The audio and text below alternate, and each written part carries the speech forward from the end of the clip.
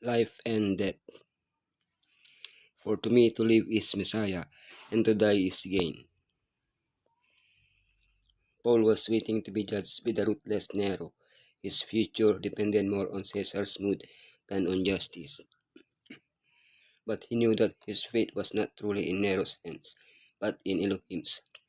Therefore he was certain that through the prayers offered for him in the churches, he would be freed.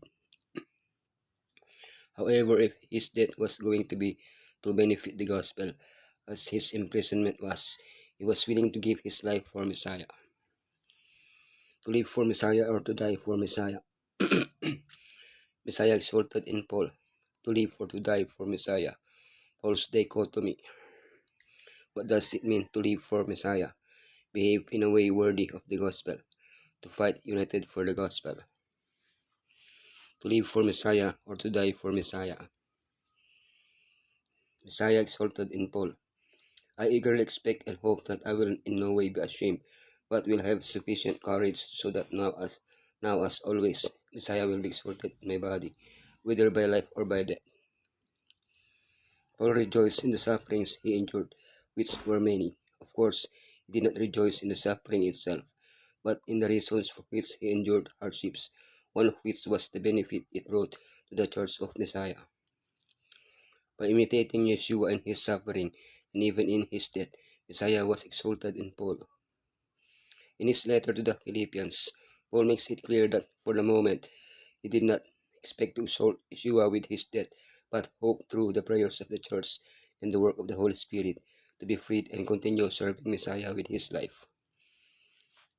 Because of the evil that prevails in our world, living as Messiah live often involves suffering as Messiah suffered, and in some cases, dying as Messiah died.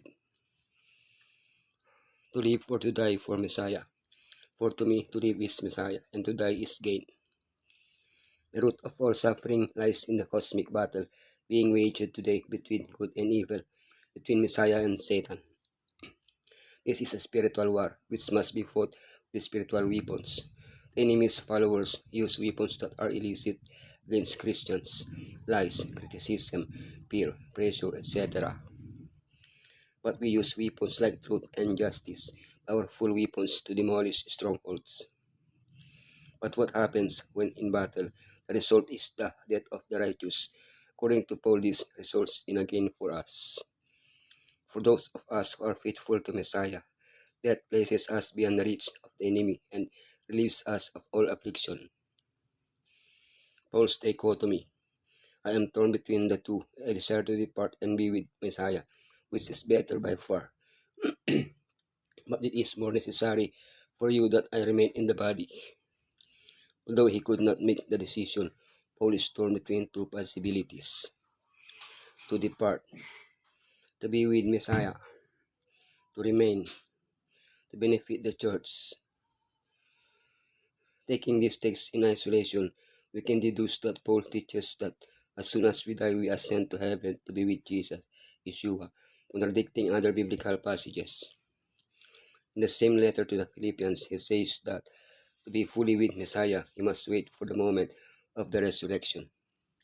On another occasion, Paul compares the body to a tent that is destroyed, dies, in order to be clothed with mortality. However, he clarifies that this clothing occurs at the second coming and not at the moment of death.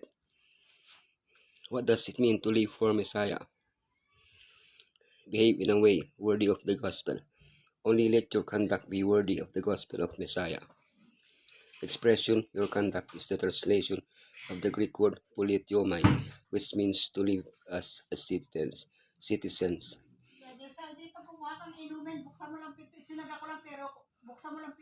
Opo. Opo. Opo. Paul urges the Philippians and all of us to conduct ourselves in a manner worthy of citizens of heaven.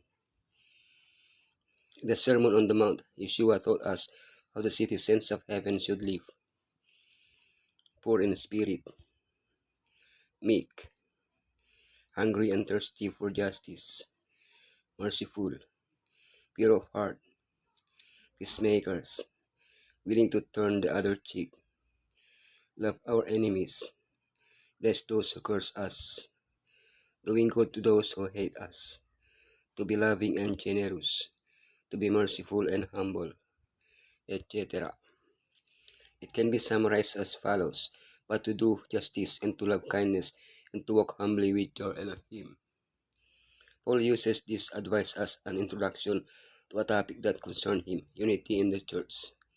He knew that this unity often stems from pride and inappropriate behavior towards one another. Therefore, he urges us to conduct ourselves in a dignified manner, to fight united for the gospel, that whether I come and see you or else be absent, I may hear of your affairs, that ye stand fast in one spirit, with one mind striving together for the faith of the gospel.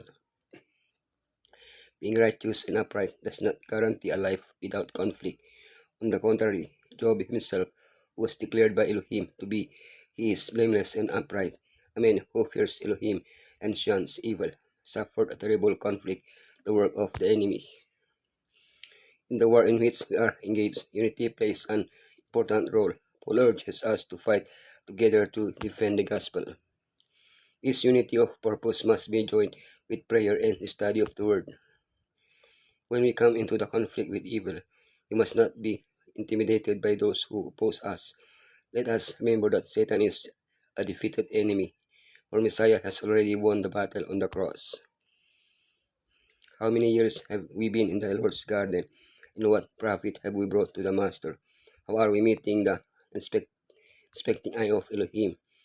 Are we increasing in reverence, love, humility, confidence in Elohim? Do we cherish gratitude for all His mercies? Are we seeking to bless those around us? Do we manifest the spirit of Yeshua in our families? Are we teaching His word to our children and making known to them the wonderful works of Elohim? The Christian must represent Yeshua by both being good and doing good, and there will be a fragrance about the liveliness of character, which will reveal the fact that he is a child of Elohim and heir of heaven.